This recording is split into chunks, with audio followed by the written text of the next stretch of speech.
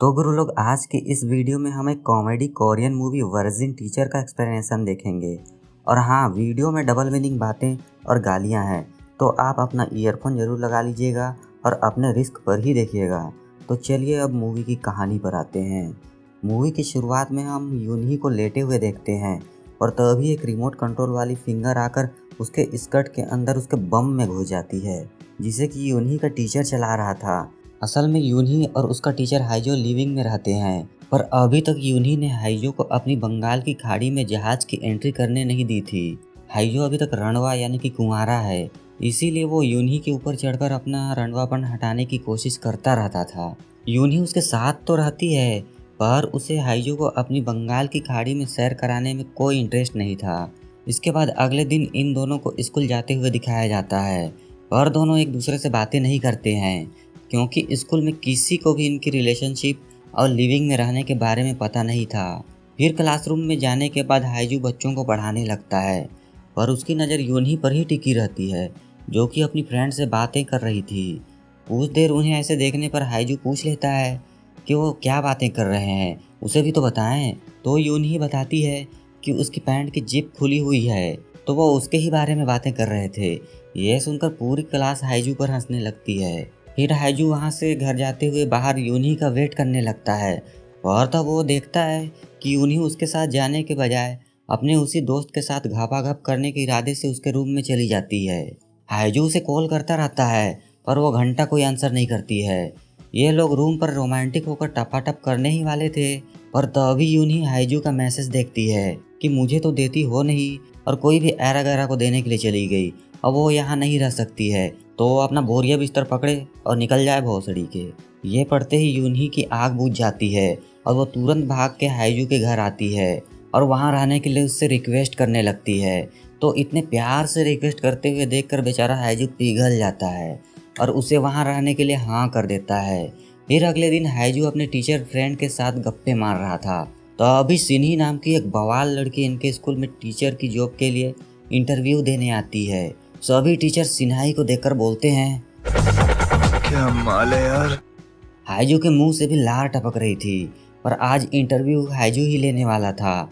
वो कुछ नॉर्मल से क्वेश्चन पूछकर उसे सिलेक्ट कर लेता है। फिर स्कूल खत्म होने के बाद हम यूनही और हाइजू को घर पर देखते हैं। यूनही छोटे कपड़ों में लेटी हुई थी। उसे देखकर हाइजू मौका देखकर उसकी बंगाल की खाड़ी में गोता लगाने का सोचता है, पर यूनही कहाँ उसे अपनी गहराई नापने देने वाली थी, इसीलिए वो हाइजू को लात मार के दूर फेंक देती है। इसीलिए बेचारे को ऐसे ही हिला के सोना पड़ता है। तो साला ये दुख का खत्म नहीं होता बे। अगले दिन वो स्कूल में जाने के बाद भी इसी बारे में सोचता रहता है, और इसी बीच सिन्ही उसके पास आती है, जो कि उसके साथ टापाटप करना चाहती थी। अब जन्म से सिंगल हाइजू तो पहले से ही रेडी था, तो ये लोग शुरू हो जाते हैं। पर कुछ देर बाद हाइजू को होश आता है, तो वो देखता है कि साला ये तो वो सपना देख रहा था, असल में ऐसा कुछ नहीं हुआ था। फिर एक दिन हाइजू सिन्हाई के साथ बैठा हुआ था, तो सिन्हाई बताती है कि वो एक मॉडल बनना चाहती है, इसीलिए वो उसके कुछ अच्छे अच्छे फोटोज निकाल दे। ये सुनकर हाइजू उसे अपने घर लाकर उसके कई सारे फोटोज निकालता है। इसके बाद ये लोग एक बार में जाकर बहुत सारा दारू पीते हैं और टल्ली होकर गिरते पड़ते घर आते हैं। घर आने के बाद हाइजू सिन्हाई के साथ जबरदस्ती करने लगता है, पर सिन्हाई किसी तरह से उसे रोक देती है। तो वो बताता है कि वो अभी तक कुंवारा है, प्लीज वो अपनी बंगाल की खाड़ी में डुबकी लगाने के लिए दे दे। पर सिन्हाई को तो ये इस बात का यकीन ही नहीं होता है और वो गुस्सा होकर वहाँ से चली जाती है। पर कुछ देर बाद वो हाइजू के घर आती है, तो यहाँ बातों ही बातों में हाइजू को पता चलता है कि एक रेस्टोरेंट में वो खाना खाने गई थी और वहाँ उसके कपड़ों में दाग लग गया। यह जानने के बाद हाइजू के मन में लड्डू फूटने लगता है और वो तुरंत अभी के अभी उसके कपड़ों को धोने के लिए बोलता है। यह सुनकर पहले तो सिन्हाई सोचने लगती है, पर फिर इसके लिए मान जाती है। इसके बाद हाइजू कपड़े धोने लगता है, तो सिन्हाई नहाने लगती है, पर हाइजू के मन में तो सेक्स का ही ख्याल चल रहा था। तो फिर वो चुपके से सिन्हाई को नहाते हुए देखने लगता है। इसके बाद जब ये लोग साथ में बैठे होते हैं, तो हाइजू फिर से एक बार बड़े प्यार से बोलता है, सेक्स करना चाहता हूँ तुम्हारे साथ। इस बार सिन्हाई मान जाती है। तो अब क्या, ये 7 जन्म का सेक्स का प्यासा शुरू हो जाता है अपनी सभी जन्मों की आग को शांत करने में।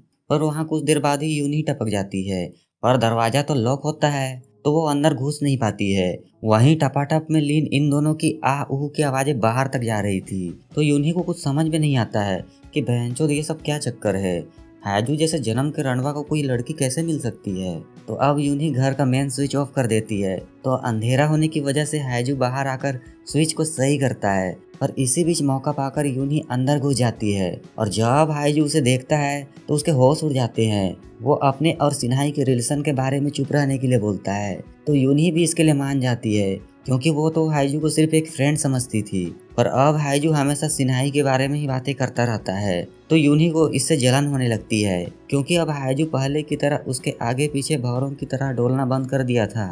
अब हाइजू जोश में आकर सिन्हाई के साथ जिम ज्वाइन कर लेता है और वहाँ पर भी उसकी नज़र सिर्फ सिन्हाई के बम पर ही टिकी रहती है। और जब भी मौका मिलता था वो सिन्हाई को वॉशरूम में पकड़ लेता था और बजाने लगता था। फिर एक दिन दो लोग सिन्हाई के पास आकर उसे कुछ फोटोज दिखाते हैं जिसमें कि वो हाइजू के साथ टापाटप कर रही थी। यहाँ वो बोलते हैं कि उन्हें पैसा वैसा कुछ नहीं चाहिए, बस वो उन्हें भी अपनी बंगाल की खाड़ी में सैर करने दे दे वरना पूरे स्कूल में उसकी बदनामी कर देंगे। सिन्हाई के पास अब तो कोई ऑप्शन नहीं होता है तो फिर वो हाँ बोल देती है। वहीं दूसरी ओर हाइजू का टीचर फ्रेंड होंग जो कि सिन्हाई को लाइक करता था पर सिन्हाई ने उसे रिजेक्ट कर दिया था, तो उसने सिन्हाई को फंसाने के लिए उन दो लोगों को उसके पीछे लगा दिया था जिन्होंने उन दोनों की टपाटप वाली फोटोज लेकर उसे ब्लैकमेल किया। और वो खुद को ठंडा करने के लिए नहीं बल्कि होंग को ठंडा करने की बात कह रहे थे। फिर अगले दिन होंग हाइजू को बोलता है कि वो उसके लिए एक जगह से एक लौंडिया को पिक करके लाए। हाइजू को तो पता नहीं था कि वो किस लौंडिया के बारे में बात कर रहा है, पर वो जब लोकेशन में पहुंचता है तो सिन्हाई को देखकर उसके होश उड़ जाते हैं। ऐसा ही हाल सिन्हाई का भी था। कुछ देर बाद सिन्हाई होंग के घर पहुंच जाती है तो वो लोग टपाटप होने से पहले साथ में नहाने चले जाते हैं। और यहाँ सिन्हाई मस्ती करते हुए होंग की आंखों को ढककर बाथ टब से बाहर निकल जाती है तो उसकी जगह यून्ही आकर होंग के साथ नहाने लगती है। असल में ये हाइजू का प्लान था। फिर उसके बाद साथ में दोनों लोग जिन्हें कि होंग ने फोटोज लेने के लिए हायर किया था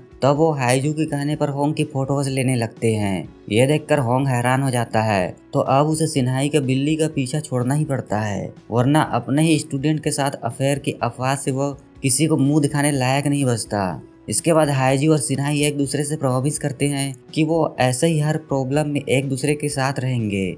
फिर दोनों खुशी खुशी होकर दोबारा टपाटप करने चले जाते हैं और ये मूवी यहीं पर एंड हो जाती है। और आज के वीडियो में सिर्फ इतना ही। आशा करता हूँ दोस्तों आपको ये एक्सप्लेनेशन पसंद आया होगा। अगर हाँ तो प्लीज़ इस वीडियो को लाइक और चैनल को सब्सक्राइब कर दीजिए। मैं मिलता हूँ आपसे ऐसे एक मज़ेदार एक्सप्लेनेशन वीडियो में। तब तक के लिए बाय।